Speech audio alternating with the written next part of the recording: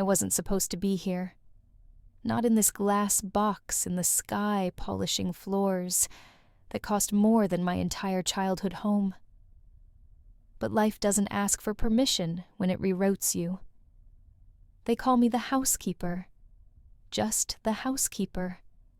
The kind of person you see without really seeing. I move through these halls like a ghost. Quiet, efficient, invisible.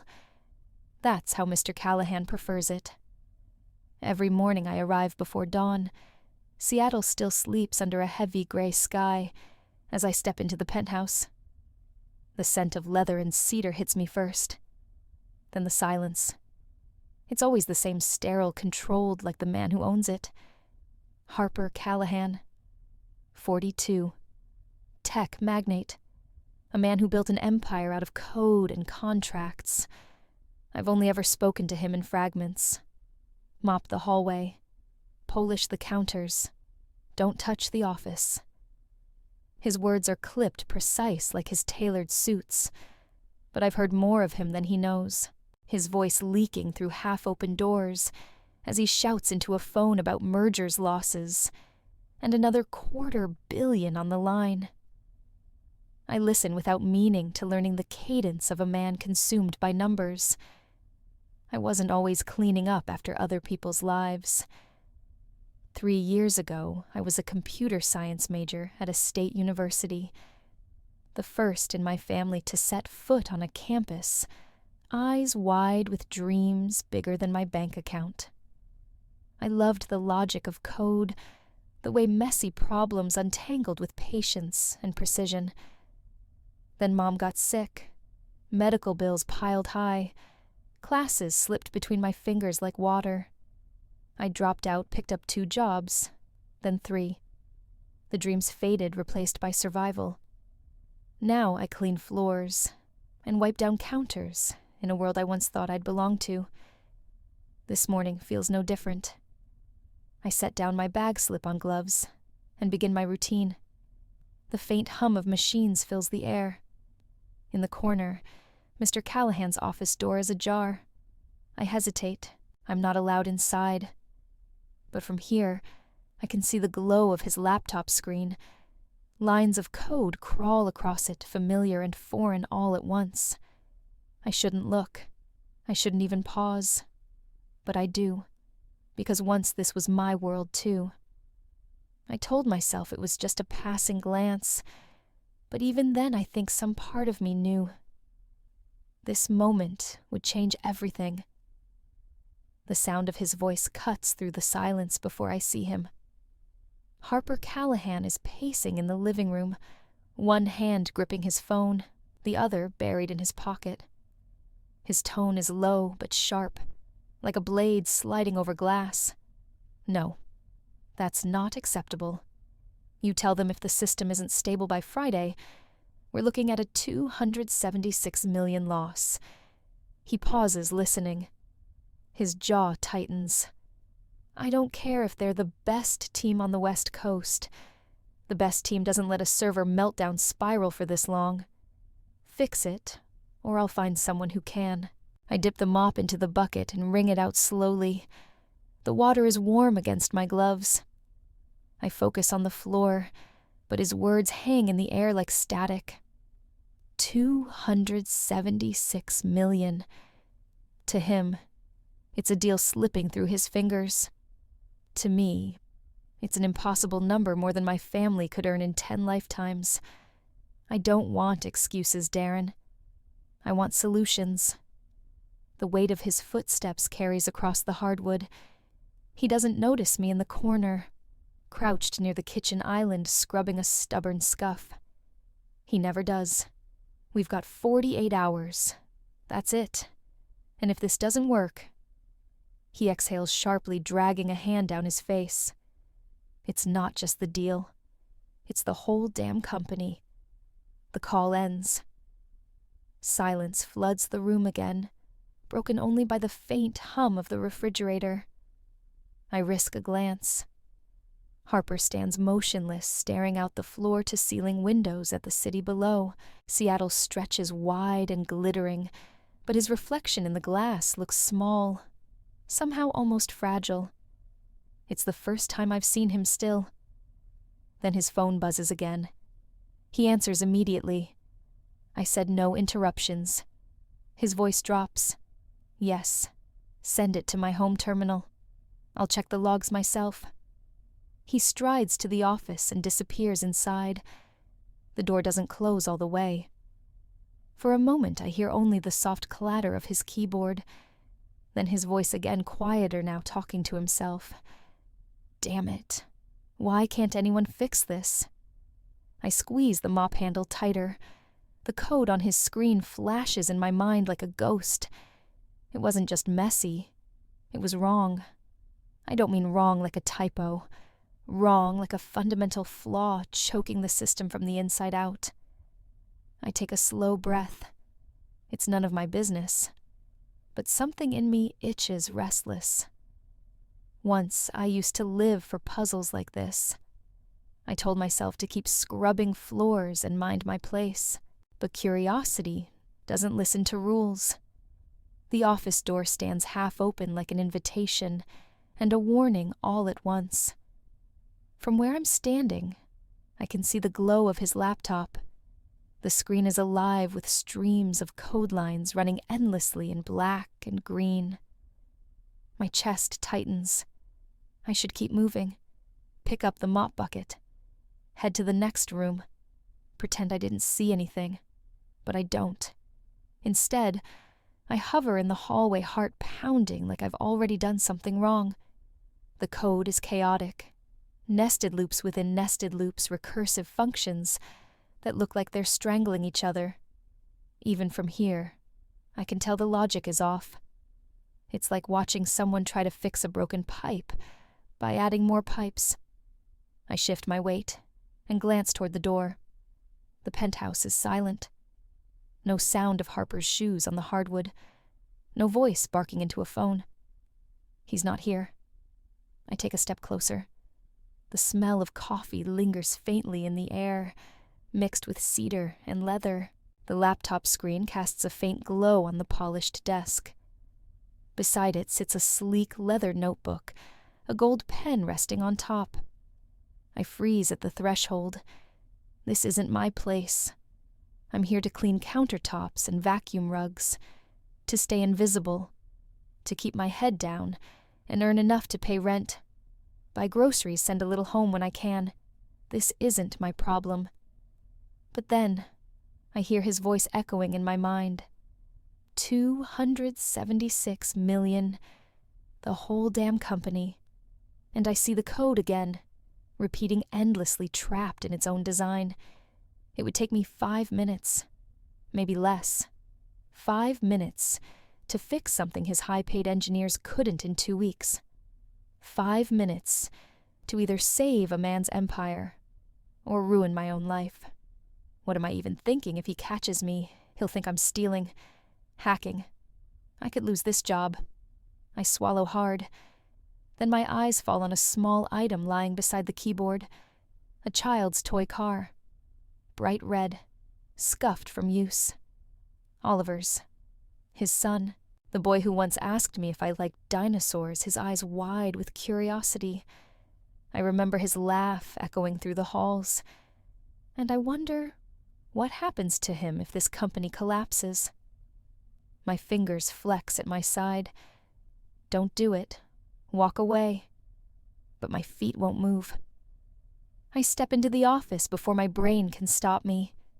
The air feels heavier in here, like I've crossed some invisible boundary. My shoes make no sound on the thick carpet. The only noise is the faint whirring of the laptop fan. I hover over the chair. My fingers graze the leather armrest. Don't do it. I should turn around right now. Leave before I get caught and ruin what little stability I've clawed together. But then my eyes drift to the code again. It's a mess. Bloated loops, recursive calls, with no clear exit memory, leaking like a sieve. I can almost hear the system screaming under the weight of it. I sit down. My hands hover over the keyboard, trembling slightly. It's been years since I touched real code. Back then, it was my escape. I used to sit in the corner of the public library, headphones on fingers, flying across an old borrowed laptop. While the world around me felt chaotic and unfair, code made sense. There was always a reason, a solution, if you were patient enough to find it. But life doesn't always follow logic. When Mom's diagnosis came, there were no clean fixes, no clever workarounds. I dropped out of college, took whatever jobs I could find, and one by one, I packed my dreams into boxes I never opened again. Until now. I take a breath and rest my fingers on the keys. The muscle memory is still there, buried deep, like riding a bike you haven't touched in years. The first step, isolate the loop. I scan quickly, tracing the logic with my eyes. The bug jumps out at me, bold as neon. A poorly placed loop is feeding data back into the main process, choking the entire system. How did no one see this? Okay, I whisper. Easy fix. I type fast hands, steadier now. Refactor the loop. Add a failsafe. Reorganize the structure. The lines of code begin to fall into place like puzzle pieces clicking together. It's almost hypnotic, the way my brain sharpens the way the outside world fades. This is who I used to be. This is who I still am under the uniforms and late-night shifts and exhaustion. Come on, I murmur. Run clean. I hit execute. The cursor blinks once, twice. Then the program runs smooth, fast, without errors. I let out a shaky laugh. There you go. Breathe, system. For a moment I allow myself to feel it proceed quiet and sharp, like the first star in a dark sky. Then a voice cuts through the air, low and dangerous. What do you think you're doing? My blood turns to ice. I didn't even hear him come in. But now, Harper Callahan was standing in the doorway, and he looked like he'd just caught a thief. I freeze. The air feels like it's been sucked out of the room. My hands hover above the keyboard, still warm from the speed of my typing. Harper Callahan stands in the doorway, his expression unreadable for a split second. Then the storm hits. His eyes narrow, his jaw tightening, as his voice cuts through the silence. Get away from that computer. Now. I shoot up from the chair so fast it tips over behind me. I'm sorry, I stammer, my throat dry. I didn't mean... You didn't mean... His tone sharpens like a blade. He steps into the room, closing the space between us. Do you have any idea what you've done? I take a step back, my heel catching on the edge of the rug. I wasn't trying to. I saw the code, and you thought it was your job to touch my system. He snaps. Do you even understand what's at stake here? Yes. The word bursts out louder than I expect. I mean, no. Not really. But I saw the problem. It was obvious. The loop it was feeding back into itself. It was... Stop. He holds up a hand, his eyes narrowing. Who are you? I swallow hard. I'm your housekeeper. Housekeepers don't fix code. He says, his voice low and tight. So try again. My palms are clammy. My pulse is a drumbeat in my ears. I used to study computer science, I admit quietly. I had to drop out, but I kept learning. At night. On borrowed Wi-Fi and library books. I didn't plan this. I just saw the error, and I couldn't help it. Reflex. He stares at me like I've grown another head. You're telling me, he says slowly, that my team of senior engineers missed a bug for 2 weeks, and my housekeeper walked in and solved it in 5 minutes. I open my mouth, then close it again. There's no safe answer. I didn't mean any harm, I manage. I wasn't trying to snoop. Oliver left his toy in here. I came to grab it, and then Oliver's toy. He repeats. I nod quickly. Yes, that's why He exhales sharply, dragging a hand down his face. This is insane. I clasp my hands in front of me, trying to keep them from shaking. You can fire me. I know I crossed a line. I couldn't watch the code choke like that. It was instinct. Harper doesn't answer right away. His eyes dart to the screen. Then he steps forward, drops into the chair, and begins typing. I stand frozen, too scared to breathe as he tests my work. The silence stretches so long it feels like the walls themselves are holding their breath. Harper's fingers fly over the keyboard. His eyes are locked on the screen, scanning line after line of code like he's trying to prove me wrong. Then he hits a key. The program runs, smoothly, clean, no errors. His jaw tightens. I stand stiff as a board, my hands clasped in front of me so tight my knuckles ache. Finally, he leans back in his chair. His face is unreadable, but I can feel the air crackling between us. You fixed it, he says flatly. I swallow. Yes. His gaze flicks up sharp and assessing.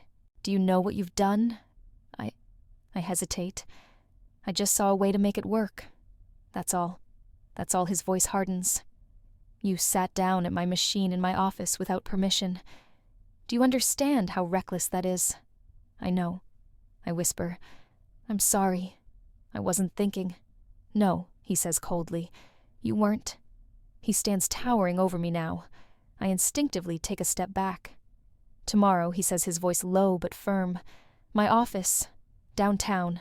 8 o'clock sharp. I blink. What, you're coming to see me, he repeats. We'll discuss what happens next. What happens next, I echo. That depends, Harper says, already turning away. Don't be late. Before I can respond, he walks out. The door clicks shut behind him, leaving me alone in the quiet hum of machines. I exhale shakily, realizing I've been holding my breath. My hands are trembling as I grab the mop bucket and retreat from the office.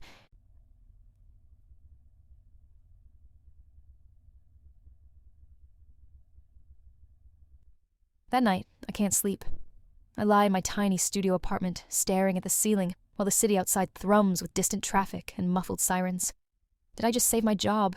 Or sign my own pink slip? Every possibility runs through my head. What if he reports me for tampering? What if he sues? Or worse? What if he does nothing? Pretends it never happened. And I go back to scrubbing floors like before, but now, under a microscope. I roll over and bury my face in the pillow. You're an idiot, I mutter to myself. But deep down, a small voice whispers, You fixed it. You proved you still have it. For the first time in years, that thought feels almost comforting. Almost. At 7:59 the next morning, I stood outside Callahan Tech's glass tower, my heart pounding like a drum. I had no idea if I was walking into an opportunity or my own destruction. The lobby of Callahan Tech feels like another planet, marble floors so polished I can see my reflection, walls of glass and steel reaching up to infinity. People in sharp suits move with purpose, earpieces buzzing, shoes clicking like metronomes. And then there's me, a housekeeper in second-hand flats, and a thrift store coat clutching the strap of my bag like it's a lifeline. The receptionist gives me a look that says I don't belong here. Name Sophia Lane. I say, my voice quieter than I intended. Mr. Callahan. He asked me to come. Her brows lift slightly, but she makes the call. A moment later, she nods toward the elevators. 27th floor. By the time the doors slide shut, my palms are slick with sweat. I shouldn't have come. I should have quit last night, cut my losses, and disappeared before this turned into something worse. But some reckless part of me wanted answers. Chat-tut. When I step into his office, Harper is already there, standing by the floor-to-ceiling windows, hands in his pockets. The view behind him is breathtaking. The entire city sprawled out like a living map. He doesn't turn to look at me. Sit. I do perching on the edge of the leather chair like it might bite. You're not here to clean floors anymore, Ms. Lane. I swallow hard. No, sir. Good. Then let's start with this. He finally turns his expression cool and sharp. How long have you been accessing my systems? My heart lurches. I haven't. Yesterday was the first time. He studies me, eyes narrowing slightly, as if trying to read a lie between my words. Where did you learn to code community college? I say. 2 years. Then I had to drop out. Why family? I say simply, bills, life. And after that, I taught myself. Books from the library, free courses online, practice in the middle of the night when I wasn't too tired from work. He tilts his head. And all this self-taught brilliance. What were you planning to do with it? Sell access to my company's systems? Leak proprietary code? My stomach drops. What? No, I'd never. Then why touch my machine at all? He demands, stepping closer. Do you understand the liability? If the fix hadn't worked, you could have brought down the entire network. I know, I say, my voice shaking.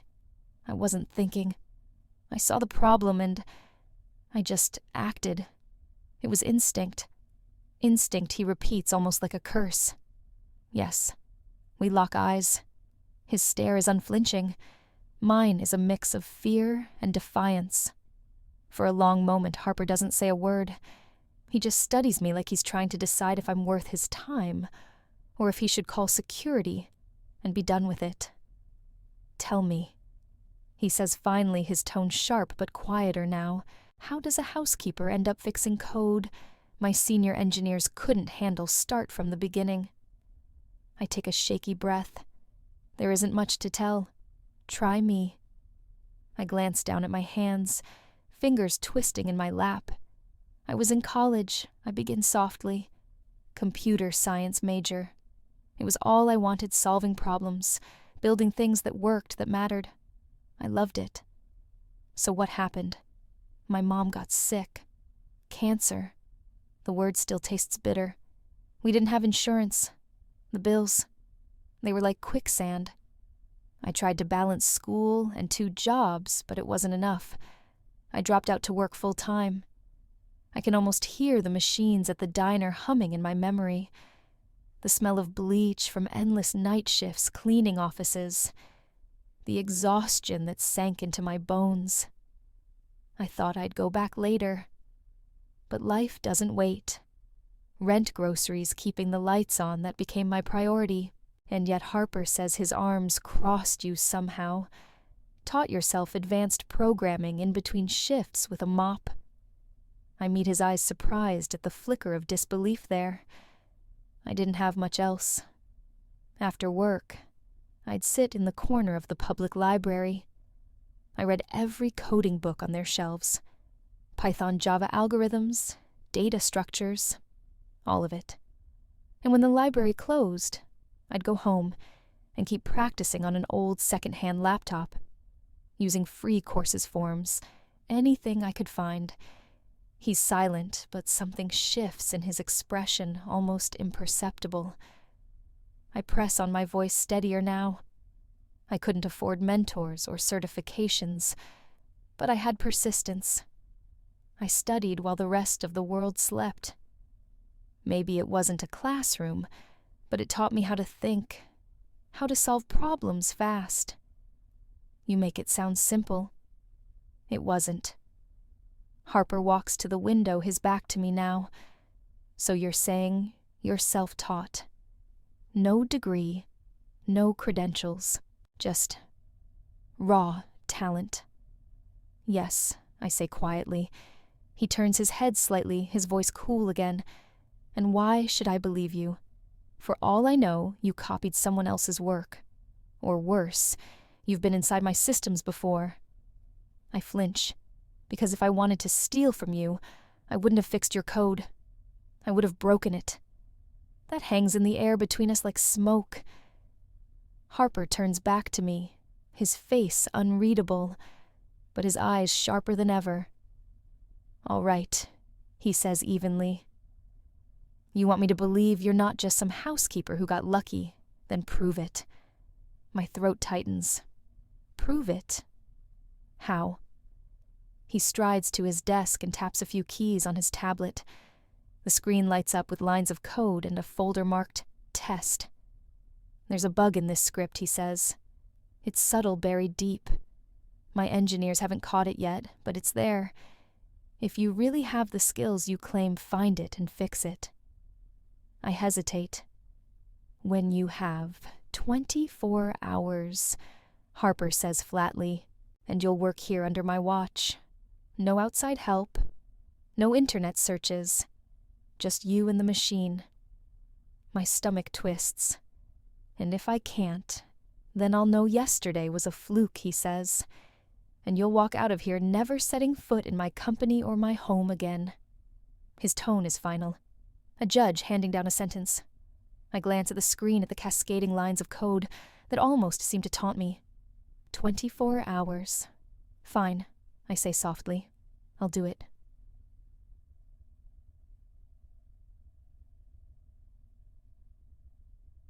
He gestures to a workstation in the corner, a sleek setup with dual monitors, and a mechanical keyboard that clicks like tiny hammers.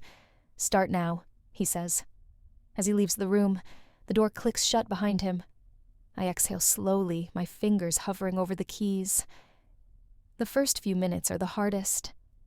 The code is dense like a tangled forest. I trace each branch carefully, looking for anomalies. My mind drifts to the long nights at the library, the way I'd sit for hours on cracked plastic chairs, staring at free tutorials until my eyes burned. Back then, no one expected anything from me. No pressure, no stakes. Just me and my hunger to learn. This is different. Now the stakes are as high as they come. I type test and retest, trying to tune out the faint echo of Harper's voice in my mind. 24 hours, he said, and every second counts. For the first time in years, my heart doesn't feel like it's cleaning floors. It feels like it's building something again. But can I really outthink a team of engineers? Or am I about to prove him right? The sun is barely rising when I lean back in the chair, my eyes gritty, and my fingers sore from hours of typing. But there it is. The code runs clean. No errors, no memory leaks, no endless loops trying to eat themselves alive. I blink at the screen exhaustion crashing over me like a wave. And yet, under the fatigue, there's something else. Relief and pride. I did it. This. I glance around the office. Harper hasn't come in yet. The rest of the floor is silent except for the faint hum of the heating vents. He wanted proof. He'll have it. I pull a sticky note from the small pad on his desk and scribble a message in quick slanted letters. Found your little gremlin. He's been evicted. System should breathe easier now. Underneath, I add P.S. Your engineers might want to review their recursion habits. They're building hamster wheels instead of highways. I stick the note squarely on the kitchen counter on my way out, because somehow it feels right, like leaving a calling card. The cold air outside slaps my face as I step onto the street. My body screams for sleep, but my mind won't stop replaying the past 12 hours. The rush of tracing bad logic. The satisfaction of simplifying something unnecessarily complex. For the first time in years, I feel awake, but the high doesn't last. What if he hates that I touched his code without asking again? What if my fix backfires? The what-ifs swarm my brain all the way home. By the time I collapse on my bed, I'm too tired to fight them. When Harper walks into the kitchen later that morning, his phone pressed to his ear. He almost misses the bright yellow square on the marble counter. He picks it up, reads it, and for the first time in weeks, he lets out a short, surprised laugh. The next morning, when I walk into the penthouse, something feels different. The usual quiet hum is there, but there's a weight in the air, like someone's watching, even though the place looks empty. On the kitchen counter sits Harper's laptop open again. This time, it's not code. It's a bloated Excel file full of broken formulas and errors, flashing like angry red lights. I freeze. Is this another test or a trap? Part of me wants to ignore it, but another part, the same reckless part that sat at his desk 2 nights ago, itches to fix it. It takes 5 minutes to streamline the calculations, eliminate the circular references, and rebuild the sheet so it runs clean. When I'm done, I reach for the sticky notes again. Excel was crying. Cleaned up the mess. Your pivot tables can finally pivot without breaking their ankles. P.S. Whoever taught you VLOOKUP needs to be investigated. I stick it to the screen and move on. The following day, there's a PowerPoint presentation open. It's hideous Comic Sans fonts, clashing colors, animations that would make even the boldest marketer dizzy. This one isn't a bug. It's a crime against design. I sigh, crack my knuckles, and rebuild the deck slide by slide. Clean fonts, cohesive colors, smooth transitions. When it's done, I leave another note. Your slides were screaming. I gave them a spa day. Investors' eyes will thank you. P.S. Comic Sans. Really. On the 3rd day, it's a Python script. Poor indentation. Tabs fighting spaces. A recursive function that would crash after 2 runs. I fix it before breakfast is even finished. Sticky note. Your script was at war with itself. I brokered peace. Tabs and spaces are now co-parenting happily. P.S. Always. 4. Spaces.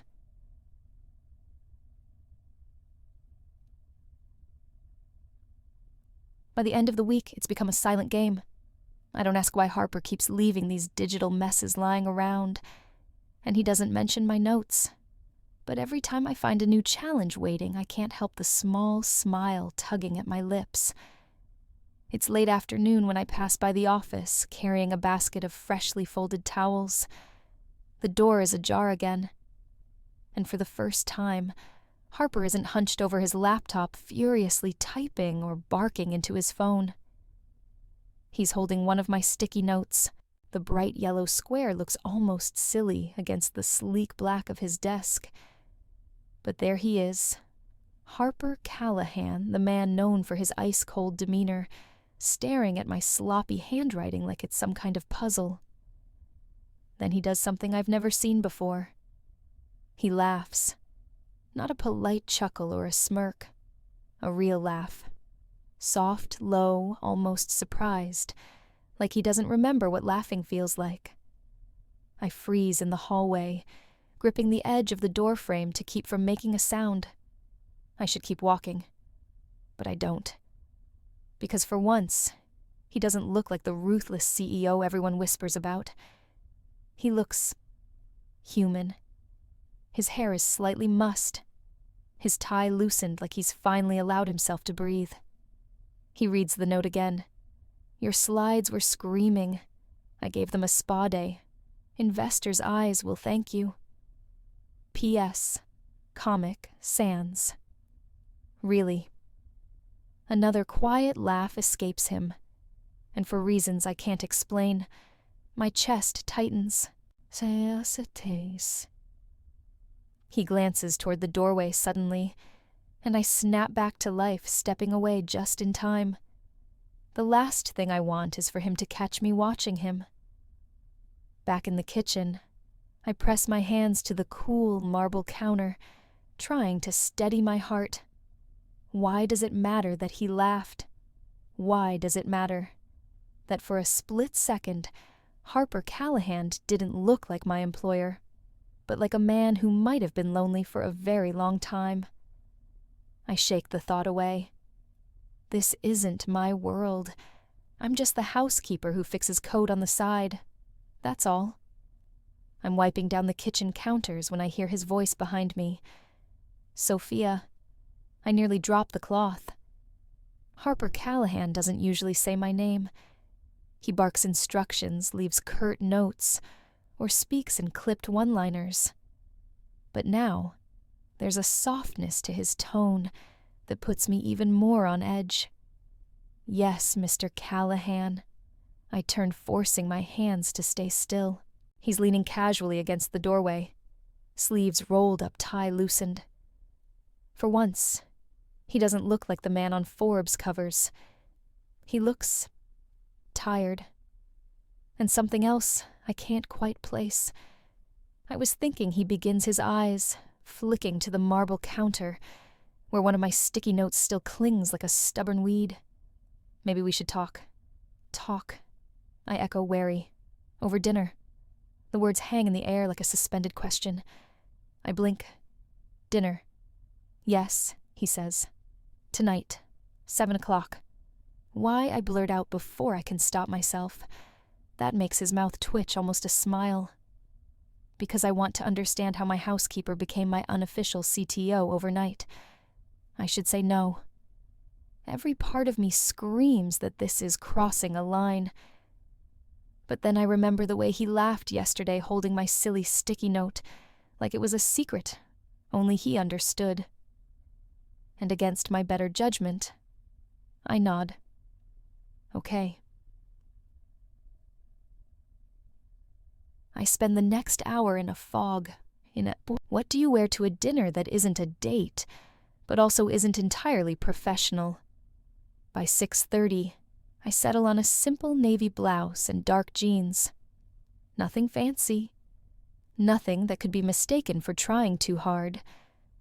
When I step out into the softly lit dining room, Harper's already there.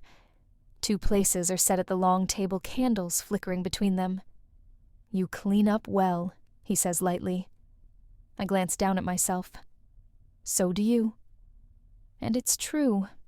Without the armor of a suit jacket, he seems different, less intimidating. As I take my seat across from him, one thought circles in my mind. This isn't just about code anymore. The clink of cutlery on china is the only sound in the room for a moment. Harper swirls the wine in his glass, watching the deep red liquid catch the candlelight. He looks like a man trying to find the right words. This isn't something I normally do, he says finally. What? Dinner with the help, I ask, then immediately regret how sharp it sounds. But to my surprise, he doesn't bristle. He gives a quiet laugh instead. Fair enough, he says. You're right. I don't invite people into my life. Not employees. Not anyone, really. I take a sip of water, unsure where this is going. He exhales slowly. My wife left 2 years ago. Said I was married to my work, not to her. She wasn't wrong. I glance at him. His expression is calm, but there's a shadow behind his eyes. And since then, I ask softly, I've doubled down on building this company, making sure my son has everything he'll ever need. He pauses, except maybe a father who knows how to be present. There's no bitterness in his voice, just quiet acknowledgement. I look down at my plate. Kids don't need perfect fathers. They need ones who show up. You're trying, aren't you? He doesn't answer right away. I'm trying.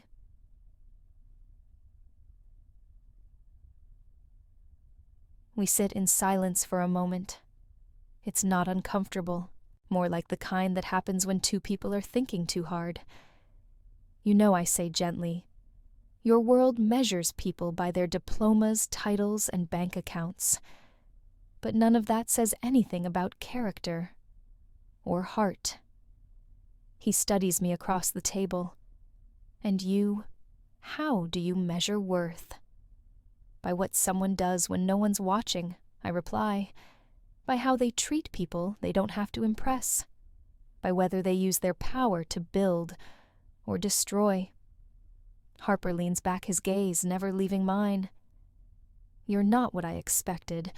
Neither are you, I admit.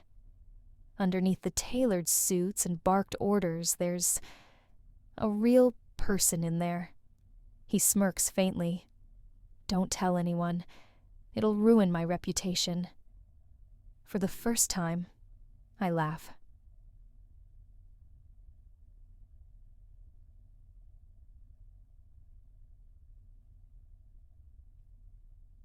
When the plates are cleared, we linger at the table, neither of us in a rush to break the fragile connection forming between us. The next morning feels different. Harper isn't in his usual whirlwind of clipped commands and furrowed brows. When I arrive at the penthouse, he's sitting at the kitchen counter, a mug of coffee in hand, scrolling through his phone. He glances up when he hears my footsteps. Morning, he says. Not. You're late, or there's a mess in the office. Just morning. I blink. Good morning. There's an almost awkward pause, like neither of us is sure how to act after last night's dinner. I made extra coffee. He offers, sliding the pot slightly in my direction. I hesitate, then pour myself a small cup. Thanks. As I clean around the living room, I catch him watching me out of the corner of my eye. Not in the way a boss surveys an employee's work. This feels different, measured, curious. When I glance back, he doesn't look away fast enough. What I ask? Nothing. His lips twitch like he's suppressing a smile. I'm just trying to figure you out. Good luck with that, I say lightly. Even I haven't figured me out. He chuckles, and it startles me. The sound is warm, unguarded. This isn't the Harper Callahan I met 2 months ago, the man who walked through life with walls higher than his skyscrapers. This is someone else. Someone who makes small talk about the Seattle rain, asks if I've eaten breakfast, listens when I answer.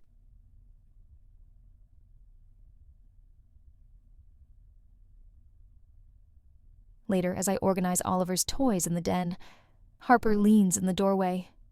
You really fixed that recursion issue, he says out of nowhere. Clean, efficient. My team couldn't find it for weeks. I shrug. It wasn't that complicated. They were overthinking it. Maybe. Or maybe you're just different. I set down the toy truck in my hand. Different how? Different in a way I haven't seen in a long time, he admits. And just like that, the air between us shifts. Not romantic. Not yet. But something new. Like we're stepping out of our roles, CEO and housekeeper, and seeing each other as two complicated, imperfect people. It starts as a murmur in the background, the distant ping of Harper's phone, the sharp tones of his voice echoing down the hall, the sound of footsteps, fast, uneven pacing. Something's wrong. I'm wiping down the glass coffee table when a low curse cuts through the silence. Damn it. I freeze cloth in hand. He's in his office, the door half open. Papers are scattered across the desk, and multiple screens glow with error messages. Harper's on the phone, voice tight. I don't care what it takes. If we lose those servers, we lose everything. There's a pause as he listens. No, don't escalate to the board yet. I'll handle it. He hangs up with a force that makes the pen holder wobble. I step quietly into the kitchen, but the tension follows me like a shadow. As I tidy the counter, my eyes catch on a stack of printouts beside the coffee maker. System reports. Logs. I don't mean to read them, but one line stands out: critical memory leak detected. Failure imminent. My stomach drops. I know that phrase. I've seen it before on late nights in the library on practice scripts when I was teaching myself to debug. The same kind of loop. The same slow cascade until everything crashes. Harper storms into the kitchen, then startling me. He's not the composed CEO now. He looks like a man staring down a crumbling empire. His eyes meet mine. What he snaps, though there's no real malice in it. Just stress. Nothing, I say quickly, turning away. But my mind is racing. I know what that error means. I know how to fix it. And yet, I hesitate. This isn't like tidying up his sloppy PowerPoints or fixing a minor script. This is his company, his world. If I step in now, there's no going back. I don't know what possesses me to speak. Maybe it's the desperation in Harper's eyes. Maybe it's the memory of all those nights hunched over a battered laptop solving problems no one thought I could. Or maybe it's because I'm tired of standing on the sidelines. You're looking in the wrong place, I say quietly. Harper freezes mid-step, a folder in hand. What? The error, I say, forcing my voice to stay steady. It's not your servers. It's the cache module. There's a circular dependency loop choking the system. He stares at me like I've just started speaking another language. You read the logs. I couldn't help it, I admit. They were right there on the counter. His jaw tightens, but instead of anger, there's something else. Curiosity. And you think you know how to fix this. Yes. A beat passes. Show me, he says. An hour later, we're sitting side by side in his office. Harper's sleeves are rolled up his tie abandoned on the desk. His usually immaculate hair falls across his forehead. I type furiously, rewriting lines of code, diagramming the flow on a notepad beside me. You're implementing a garbage collector, he asks. Yes. It'll force the loop to break and free up memory. Elegant, he murmurs. I glance at him surprised. It's the first compliment I've heard from his lips. For the next few hours we work in silence. I test. He monitors. I tweak. He double-checks. At some point he disappears to the kitchen and returns with 2 mugs of coffee. Here, he says, setting one beside me. Thanks. I take a sip, and the warmth spreads through my chest, not just from the coffee, but from the realization that we're a team right now. Just 2 people trying to save something bigger than themselves.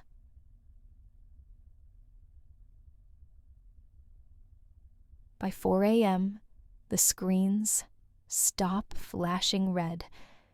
The system stabilizes. The numbers align. It's holding Harper, says leaning back in his chair. We exchange a long look, exhaustion and relief mirrored in both our faces. You did it, he says finally. No, I correct softly. We did it. The office feels different now. The red error messages are gone, replaced by calm green indicators, blinking steadily on the monitors. The system is breathing again, alive and stable. I lean back in the chair, rubbing my tired eyes. You saved us, Harper says quietly, almost like he's speaking to himself. I shake my head. You don't have to say that. I do, he insists. You fixed a problem my entire team couldn't in 2 weeks. You don't tell anyone. The words come out sharper than I intended. Harper blinks. What? Don't tell anyone. It was me, I say softer this time. Let them believe you solved it. Or your engineers. I don't care who gets the credit.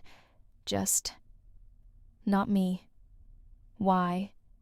Because I'm not one of you. I say simply. I don't belong in boardrooms or on company memos. I just wanted to help. He studies me, eyes narrowing slightly, not in anger, but in thought. You know, he says, leaning forward, You're the only person I've met who doesn't want recognition. Recognition won't pay my rent, I reply with a small smile. And honestly, I'm fine staying invisible.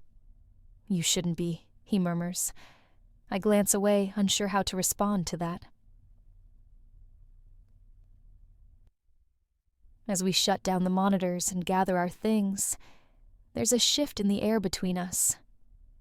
It's subtle, but I feel it in the way his eyes linger on me a second too long, in the way his voice softens when he says, "You should get some sleep," in the way he doesn't order me out of the office like a boss dismissing staff, but walks me to the door like a man seeing someone off he isn't ready to let go of.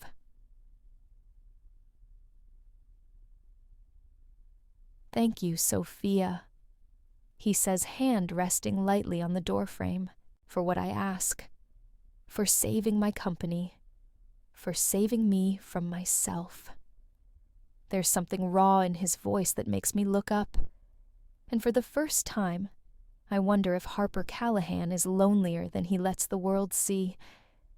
The ballroom hums with polite chatter, champagne flutes clinking under the warm glow of chandeliers. I'm standing near the back, tucked into a corner, like a houseplant watching as the city's elite glide across the floor in tailored suits and glittering gowns. This isn't my world. I'm only here because Harper insisted. "It's just a company gala," he said. "You've earned a night off." I thought I'd be invisible here like I always am. But then Harper steps up to the podium, and everything changes. "The thank you all for being here tonight." His voice booms over the speakers, smooth and commanding.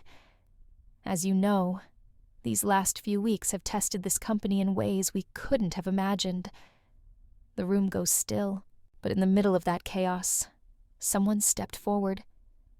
Someone who solved the problem none of us could.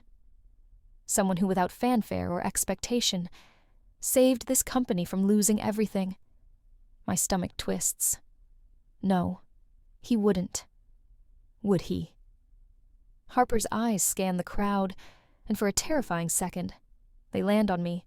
This person didn't do it for recognition, he continues. But it's time they get the respect they deserve. "No, no, no, Sophia Lane," he says clearly. "Would you join me on stage?" The room swivels. Hundreds of eyes turn to me. I freeze. A champagne glass tips dangerously in my hand. I can't move. This isn't supposed to happen. I told him I didn't want this. I begged him not to. Someone nearby whispers "the housekeeper" in a tone sharp enough to cut. My cheeks burn. Harper extends a hand toward me from the stage, his expression calm but resolute. He's not going to let me fade back into the shadows, not this time. Somehow, my feet start moving. Each step toward the stage feels like walking through wet concrete. The applause is tentative at first, then grows louder as people shift from confusion to curiosity. I reach Harper's side, my pulse hammering in my ears. "This is the woman who saved us," he says, looking at me. "Not the crowd. She saw what none of us could. She fixed what we thought was unfixable." He leans closer, voice low. "You don't have to speak," he murmurs, "but I needed them to see you." I swallow hard, gripping the edges of my borrowed clutch, and for the first time I realize he isn't doing this for them. He's doing it for me. The applause echoes like waves crashing against stone. I grip the edge of the podium, my palms damp. The bright stage lights blur the faces staring back at me. Investors, executives, people who probably wouldn't have held the door open for me a week ago. This wasn't supposed to happen. I came tonight to blend into the background, to be invisible, like always. But Harper's steady gaze anchors me. He gives a small nod, as if to say, "It's your moment. Take it." I draw a shaky breath. I'm not used to speaking in rooms like this. I begin my voice quiet but steady, so forgive me if I stumble. A ripple of polite laughter rolls through the crowd. I'm not a CEO. I'm not an engineer with a fancy degree. I'm not even supposed to be here tonight. The room shifts. A few eyebrows arch. I was hired to keep floors clean and dishes washed. And for a while, I believed that was all I could offer. I pause, letting the weight of those words settle over me. But sometimes people surprise you. Sometimes you surprise yourself. I glance at Harper. I didn't fix your system for applause. I didn't do it for a promotion or a bonus. I did it because when you see a problem you know how to solve, you don't walk away. At least I couldn't. A hush falls over the ballroom. Intelligence doesn't always come in a neat package. I continue. It's not tied to a diploma or a job title. Sometimes it's hidden in unexpected places, like a library corner or a housekeeper's uniform. Someone in the back murmurs, "She's right." I'm grateful Harper gave me the chance to help. I finish softly. And even if this is the only time I stand in a room like this, I hope it reminds you to look closer at the people you overlook. And the applause this time is louder, warmer. Not just polite clapping, but real, sustained applause that makes my chest ache in a strange, unfamiliar way. Harper steps closer, his hand brushing mine on the podium in a barely there gesture of reassurance. "You were brilliant," he murmurs. For the first time, I almost believe it. For a moment, I can't hear anything. The sound of my own heartbeat roars in my ears, drowning out the world. Then, like someone turning up the volume on life, I hear at first a few claps, then more, until the entire ballroom rises in a swell of applause. A standing ovation. For me. I freeze, unsure what to do. I've spent years learning how to disappear, how to blend in so completely that no one noticed the housekeeper quietly folding linens or sweeping corners. Now hundreds of eyes are on me. And for the first time, they're not looking through me. They're seeing me. Harper steps closer, his hand resting lightly against the small of my back. Not possessive, not commanding. Just steady. "You see." He murmurs low enough for only me to hear. "You were never invisible. You were just in the wrong room." His words hit somewhere deep, cracking a wall I didn't realize I'd built. As I step off the stage, the applause continues. A woman in a shimmering gold gown catches my hand as I pass. "You were inspiring," she says warmly. I nod, too stunned to speak.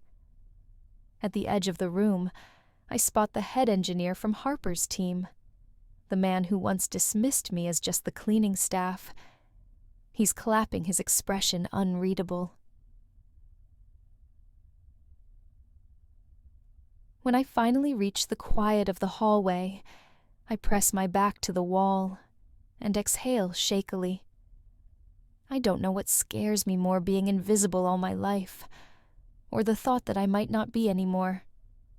As I look back at the ballroom, where the applause still echoes, one truth sinks in: nothing will ever be the same. The penthouse is quiet when I return. The sound of my heels on the polished hardwood feels louder than usual, echoing in the vast space. Harper is standing by the floor-to-ceiling windows, hands in his pockets, staring out at the city lights below. For a moment, I hesitate. I should probably say goodnight and slip away to my small apartment across town, back to the life I know. But before I can turn, he speaks. "Sophia." I freeze. "Come here." he says, his voice softer than I've ever heard it.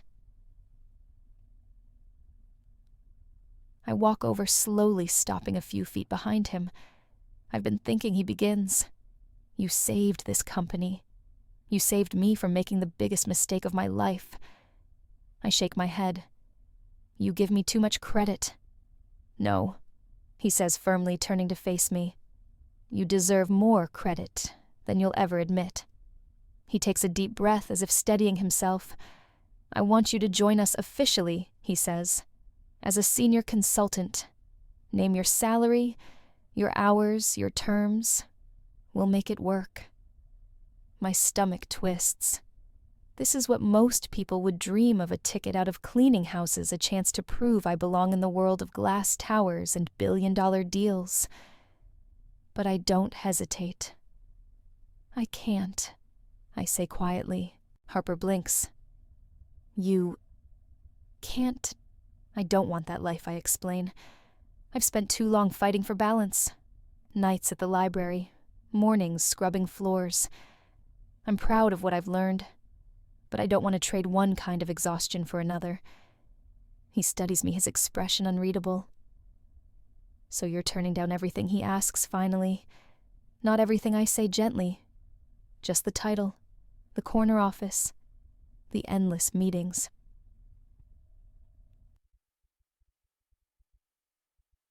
We stand in silence for a moment, the weight of unspoken words filling the space between us. Then Harper exhales a small smile, tugging at his lips.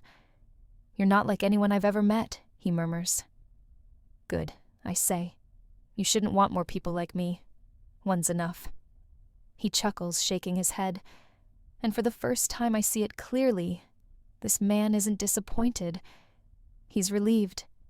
Because deep down, he knows I'm right.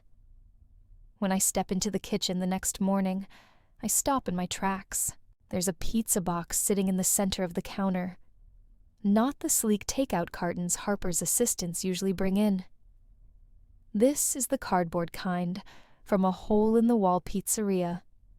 The kind you buy yourself when you're tired and broke and just want comfort food. On top of the box is a folded sticky note. Sophia. Say no to the job, but don't say no to us. I pick up the note, reading it twice, 3 times. My fingers tremble slightly. When Harper appears in the doorway, he looks different. He's not in a tailored suit. No tie, no cufflinks. Just jeans and a soft gray sweater that makes him seem almost approachable. Before you say anything, he says cautiously, hear me out. I cross my arms, trying to keep my voice steady. This isn't how job offers work. It's not a job offer anymore. I raise an eyebrow. This, Harper says, gesturing to the pizza, is me trying to meet you where you are. No boardrooms, no contracts. Just dinner, or lunch, or whatever this is. Pizza diplomacy, I say dryly. He smiles faintly. Something like that. I hesitate, then open the box. The smell of melted cheese and garlic fills the room. You remembered my favorite topping, I murmur, spotting the simple margarita pizza inside. I pay attention, he says softly, even when you think I'm not. There's a long pause between us. I'm not asking for an answer now, Harper adds. I just don't want to lose the one person who's managed to fix more than my code. I tear off a slice, the cheese stretching between my fingers. You're persistent, I say. It's one of my less charming qualities, he admits. It's not the worst one.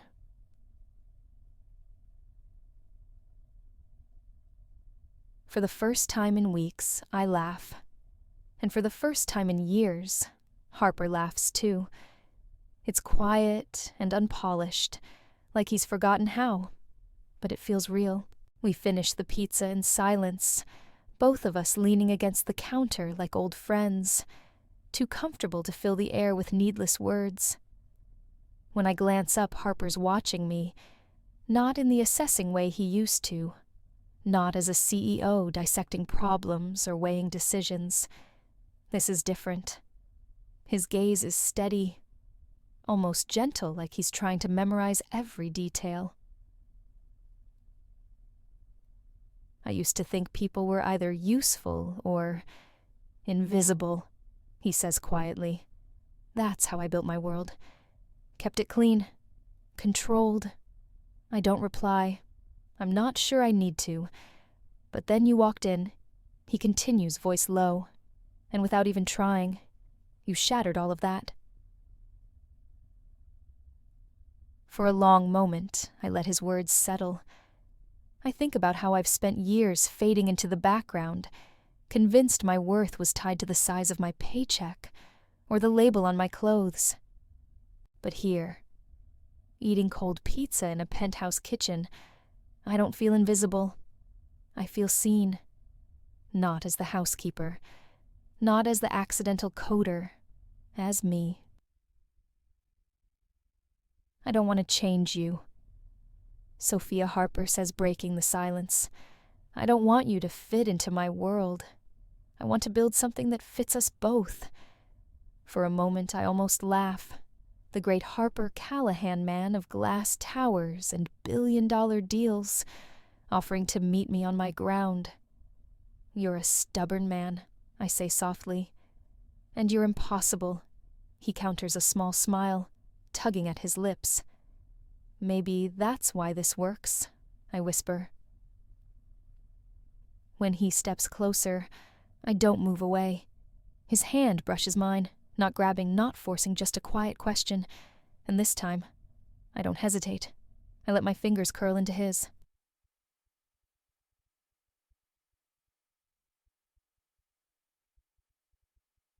For the first time in years, I'm not chasing survival, not proving myself, not disappearing. I'm just here. And for the first time, I feel seen. Funny how life works. Sometimes you spend years thinking you're invisible, only to find someone who looks at you and says, I see you. And in that moment, you realize, that's enough.